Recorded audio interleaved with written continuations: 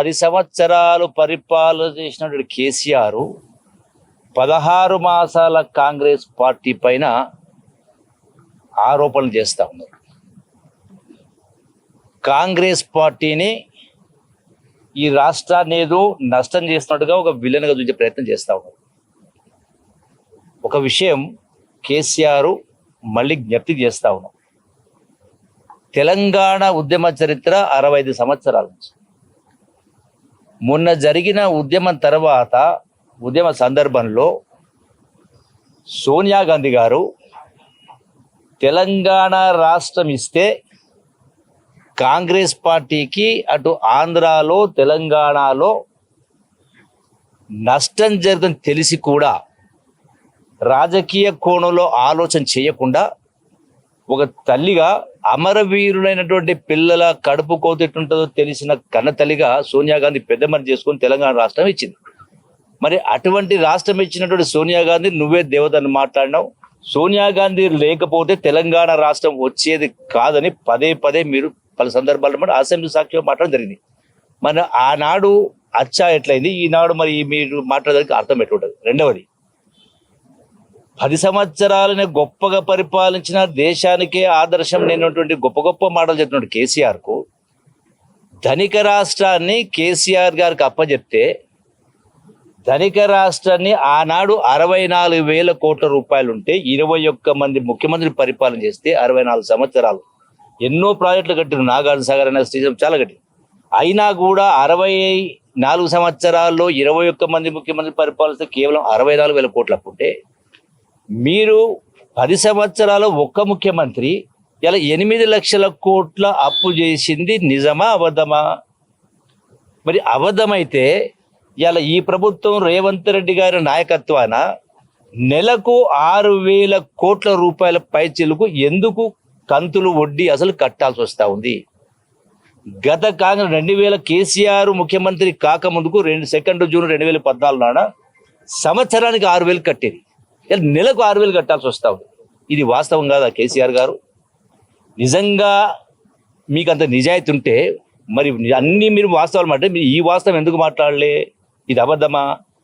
రెండవది, మరి ఇన్ని ధనిక రాష్ట్రాన్ని మీకు అప్పచెప్పినా కూడా, మిగులు బడ్జెట్ అప్పచెప్పినా కూడా, ఇన్ని లక్షల కోట్లు అప్పు చేసినా కూడా ఇలా కాంగ్రెస్ పార్టీ ఏదో చేయలేదు, చెప్పింది చేస్తలేదు, ఇది చేస్తలేదు చెప్పి మరి మీరు మాట్లాడుతారు. మరి ఇంత ధనిక రాష్ట్రమైన ఇన్ని అప్పులు చేసినా కూడా మీరు చెప్పినటువంటి 10 సంవత్సరాల కింద ఏం మాట్లాడినరు?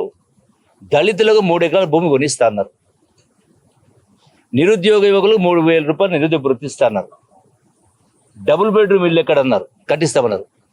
అల్లుడు ఎక్కడ వస్తే బిడ్డ ఎక్కడ వస్తే రకరకాల మాట్లాడు, అల్లుడు వస్తే ఎడ పడుకోవాలి, బిడ్డ ఎడ, మేకాడ, గొర్రె అని మాట్లాడింది. మరి ఇంత అయిన తర్వాత కూడా 10 సంవత్సరాలు ఎక్కడ మీరు కట్టిందా? రాష్ట్రంలో మా మిత్రులు చెప్పినట్టుగా కేవలం 89,000 కట్టిండ్రు. అవి కూడా ఎక్కడ కట్టిండ్రు? ఎవరు కట్టిండ్రు? కేవలం మంత్రులు. అంటే కేసీఆర్ గారి ఇలాకాలో, కొడుకు సిరిసిల్ల ఇలాకాలో, అల్లుడు హరీష్ రావు గారి నియోజకవర్గంలో అట్లా 5-6 ప్రాంతాలు 7 ప్రాంతాలు మాత్రమే, అది కూడా ఇరిగేషన్ కాంట్రాక్టులు 1,000 కోట్ల కాంట్రాక్టులకు ఇస్తే వాళ్ళు కట్టించే కార్యక్రమం చేయడం జరిగింది. అంటే మరి మిగతా వాళ్ళు ప్రజలు కాదా? మరి మీరు కట్టలేకపోయినరు, ఎందుకు చేయలేకపోయినరు? ఈనాడు కాంగ్రెస్ ప్రభుత్వం చెప్పింది అంటే మీరు ప్రారంభం చేసిన 10 సంవత్సరాల నుంచి మీరు చేసిన ఏ ఒక్క స్కీమును కూడా ఈ ప్రభుత్వం ఏదైనా ఎత్తేసిందా? అది ఆనాడు రైతు భరోసా కావచ్చు, రైతు బంధు కావచ్చు, రుణమాఫీ కావచ్చు, పెన్షన్లు కావచ్చు, అట్లాగే ఆరోగ్యశ్రీ కావచ్చు, కళ్యాణ లక్ష్మి కావచ్చు, ఏది ఎత్తేలే కదా. అంటే ఇంత ఆర్థిక భార పరిస్థితి ఉన్నా కూడా ఏ ఒక్క స్కీమ్ మీరు చేసింది ఎత్తివేయకుండా ఇవన్నీ చేస్తూ మళ్ళీ ఆనాడు కేసీఆర్ మాట్లాడుతున్నాడు అంటే ఎక్కడి నుంచో వచ్చి కాంగ్రెస్ నాయకులు ఢిల్లీకి వచ్చి గొప్ప నాయకులు వచ్చి మాట్లాడారు కింద. మరి సోనియా గాంధీ ఇందిరా గారు చెప్పినటువంటి ఈ 6 గ్యారెంటీలు మీరు అమలు చేయడం లేదా? మీరు 10 సంవత్సరాల కాలంలో రుణమాఫీ చేస్తామని మీరు 10 సంవత్సరాలు చేసింది ఎంత? ఫిగర్స్ ఉన్నాయి కదా. మీరు మొదటిసారి 5 సంవత్సరాలు పరిపాలన చేస్తే 1,00,000 రూపాయలు మాఫీ చేయడానికి 5 సంవత్సరాలు పట్టింది, అవి వడ్డీకే సరిపోలే. రెండవ పర్యాయం వస్తే మీరు మళ్ళా చివరి సంవత్సరం అది కూడా కేవలం కొద్ది మందికి మాత్రమే మీరు ఇచ్చేటువంటి ఏర్పాటు చేయడం జరిగింది. అంటే ఒక విషయం. రెండవది అదే యూనివర్సిటీని అమ్మేసినట్టు మాట్లాడుతూ ఉన్నారు. కేసీఆర్ గారు సరే గొప్ప మేధావి, 80,000 పుస్తకాలు చదివి మాట్లాడారు, పెద్ద గొప్ప అనుభవజ్ఞుడని. మరి 20 సంవత్సరాల క్రితము అదే 400 ఎకరాలకు సంబంధించిన హైదరాబాదు యూనివర్సిటీకి సంబంధించిన భూమిని 20 సంవత్సరాల క్రితం ఒక ప్రైవేటు వ్యక్తికి అప్పనంగా అప్పచెప్తే మీరు తర్వాత మీరు 10 సంవత్సరాల ముఖ్యమంత్రి ఉండి కూడా ఎందుకు దాన్ని ఆ ప్రైవేటు వ్యక్తికి అప్పచెప్పిన భూమిని మీరు ఎందుకు స్వాధీనం తీసుకోలే? ఈనాడు రేవంత్ రెడ్డి గారు నిత్యం కూడా హైకోర్టు, సుప్రీంకోర్టులో కూడా ప్రయత్నం చేసి, అంటే మంచి అడ్వకేట్ని పెట్టి వ్యవహారం చేసి ఆ భూమిని ప్రభుత్వానికి అప్పచెప్పే ప్రయత్నం చేయడం జరిగింది. దీన్ని మీరు గొప్పగా ప్రభుత్వం యూనివర్సిటీ అమ్మేస్తారని అంటే చదివేస్తే ఉన్నమతి పోయిందన్నట్టుగా మరి మీరేం గొప్ప నిర్వాహకం చేసినారు? అక్షయ పాత్ర లాంటి ఓఆర్ఆర్, బంగారు బాతుగుడ్డి లాంటి ఓఆర్ఆర్ ప్రతి సంవత్సరం 1,000 కోట్ల రూపాయలు వచ్చే ఆదాయాన్ని మీరు అప్పనంగా కేవలం మీకు సంబంధించిన వాళ్లకు లావాదేవీలు చేసుకొని కేవలం 7,000 కోట్ల రూపాయలకే రింగ్ రోడ్డు అప్పచెప్పడమేమో, అమ్మేయడమేమో గొప్ప. మాట్లాడుతూ కొద్దిగా ఇంగిత జ్ఞానం ఉండాలి కదా. ఏ లెక్క ప్రకారం మాట్లాడుతున్నారు? ఏ ఒక్క విషయంలో కూడా ఈ రోజున ఈ ప్రభుత్వం ఇందిరమ్మ ఇల్లు ఇస్తూ ఉంది, 20,000 కోట్ల రూపాయలు, 21,000 కోట్ల రుణమాఫీ చేయడం జరిగింది. అట్లాగే ఏమంటారు కదా, ఈరోజు నేను మీటింగ్లో అబ్జర్వ్ చేసిన, 10 సంవత్సరాల అధికారాలు పెట్టిన తర్వాత ఇవాళ ప్రతిపక్షంలో ఉండి కూడా ఆ దర్పం, ఆ యొక్క గర్వం పోలే. మరి అంతమంది మంత్రులు ఉన్నారు, మీరు మిగతా ఏ పార్టీ మీటింగ్ చూసుకోండి 10 మంది మాట్లాడతారు. ఇవాళ ఎవరు మాట్లాడారు మీటింగ్లో? కేవలం 1 నిమిషం మాత్రమే అది స్వాగతోపన్యాసం చేస్తాడని ఒక వ్యక్తి పేరు చెప్పేసి, దయాకర్ పేరు చెప్పేసి 1 నిమిషం మాట్లాక కేసీఆర్ మాట్లాడు. ఇది ఏం సూచిస్తుంది అంటే ఏకఛత్రాధిపత్యం, అంటే డిక్టేటర్షిప్, నియంతృత్వ దోకడ ఇప్పటికి కూడా పోలా. ఏమంటారు కదా, చింత చచ్చినా పులుపు చావాలన్నట్టుగా స్పష్టంగా కనపడతా ఉంది. రెండవది, ఇంతకుముందు మా మిత్రులు చెప్పినట్టుగా మరి అసలు తెలంగాణ రాష్ట్రం అనేది, రాష్ట్రం కోసం ఇంతమంది ప్రాణత్యాగాలు చేసి యావత్ తెలంగాణ సమాజం మొత్తం సంఘటన తెలంగాణ చేస్తే ఎవరి కోసం తెచ్చిండ్రు? ఎందుకోసం తెచ్చిండ్రు? అంటే గొప్ప పరిపాలన రావాలి, పారదర్శక పరిపాలన. మరి నిజంగా మీది పారదర్శక పరిపాలనే అయితే మీరు చందాలు ఉద్యమ సందర్భంలో రూపాయి, 2 రూపాయలు, 10 రూపాయలని చందాలు వసూలు చేసే కార్యక్రమం చేసింది కదా. మరి అటువంటి అంత బీద పార్టీకి మరి 1,500 కోట్ల రూపాయలు టీవీఆర్ఎస్ ఇలా బీఆర్ఎస్ ఖాతాలో నిధులు ఎట్లున్నాయి ఒక లెక్క. ఈ రోజున అంత నిజాయితీ మనిషి అయితే కేసీఆర్, నేను సూటిగా ప్రశ్నిస్తా ఉన్నా, ఈ రోజున ఒక్కొక్క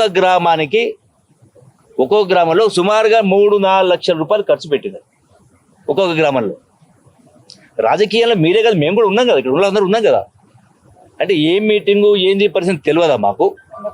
మరి ఎన్ని కోట్ల రూపాయలు ఖర్చు పెట్టింది, ఎక్కడికి వెళ్ళి వచ్చినాయి నిజాయితీ పరులు అయితే? రెండవది, మీరు ఇరిగేషన్ శాఖ మంత్రిగా ఉన్నారు, మళ్ళీ ఈ రోజు నిన్నను ఇరిగేషన్ సిఈ దగ్గర సోదా చేస్తే 100 కోట్ల రూపాయలు ఏసీబీ దానిలో 100 అంటారు, ఇంకా ఎక్కువ 300 అంటా ఉన్నారు, 200 అంటా ఉన్నారు. మరి ఆ ఉద్యోగి దగ్గర మీ దగ్గర మీరు మంజూరు ఇచ్చినటువంటి పనులు అట్లా వస్తే మరి మీరు ఎన్ని వేల కోట్లు జరిగి ఉంటుంది? ఎన్ని వేల కోట్లు అవినీతి జరిగి ఉంటుంది? బయటికి చెప్పితే ప్రమాదం, మీరు చెప్పకపోవచ్చు, కానీ మీ మనసాక్షి తెలియదా? నీ గొప్పగా నిజాయితీగా మాట్లాడుతున్న మాటలు మాట్లాడితే దేనికోసం, ఎవరికి ఉపయోగపడాలా? మీకోసం, మీ కుటుంబం కోసం కాదు కదా తెలంగాణ రాష్ట్రం, యావత్ తెలంగాణ సంఘటన ఇంతమంది రోడ్లపైకి వచ్చింది కాదు కదా. అన్నప్పుడు మీది ఏ లెక్క ప్రకారం మీరు ఈ రోజున ప్రశ్నించే కార్యక్రమం చేస్తారు? మీకు ధ్యాసకు రాలేదా? అధికారికి వచ్చిన బీసీలు ఓట్లు వేయలేదా? ఎందుకు ధ్యాసకు రాలే మీకు?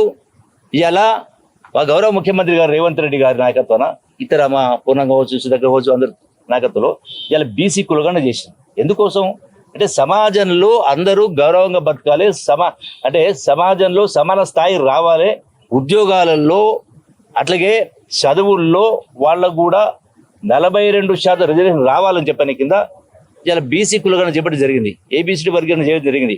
ఇది ఒకటే కాదు, ఎన్ని రకాల ఇలా కాళేశ్వరం ప్రాజెక్టు గురించి మా మంత్రి గారు చెప్పడం జరిగింది.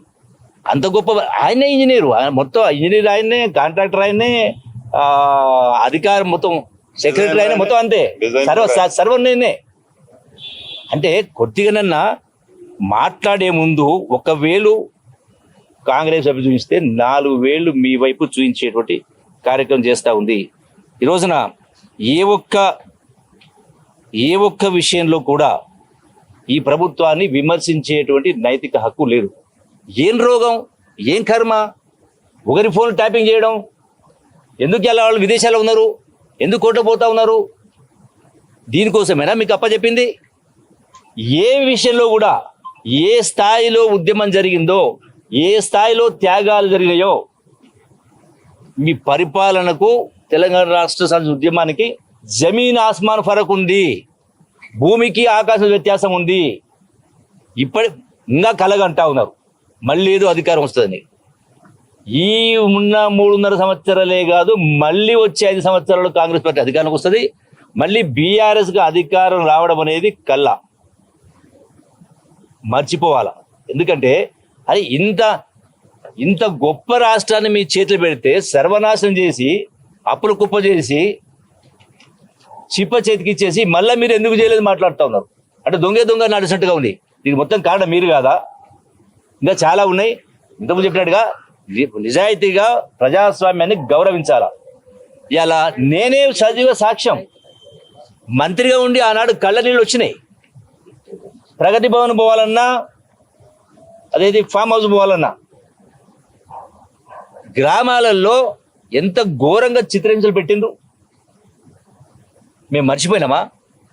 మళ్ళీ మీరే సొక్కమైనట్టుగా తప్పు చేస్తే శిక్షించాలా. కానీ కేవలం రాజకీయ కోణంలోనే ఇంత ఇబ్బందుల పాలు చేసిండు కాబట్టే నేను చెప్పాల్సిన ఎందుకు మీ ఉద్యోగం ఊడింది, ఎందుకు మీ అధికారం ఊడింది అంత గొప్ప పరిపాలన చేస్తే? ఇప్పటికైనా కనీసం పరివర్తన రావాలా, ఆలోచన మార్పు రావాలా, మనిషిగా ఆలోచన చేయాలా. కేవలం అధికారం ఉంటుంది కూడా వేరే విషయం. ఇప్పటికైనా కనీసం జ్ఞానోదయం కావాలి. 80,000 పుస్తకాలు చదవడం గొప్ప కాదు. జ్ఞానోదయం కలగాలని చెప్పని భగవంతుని ప్రార్థిస్తా ఉన్నాం.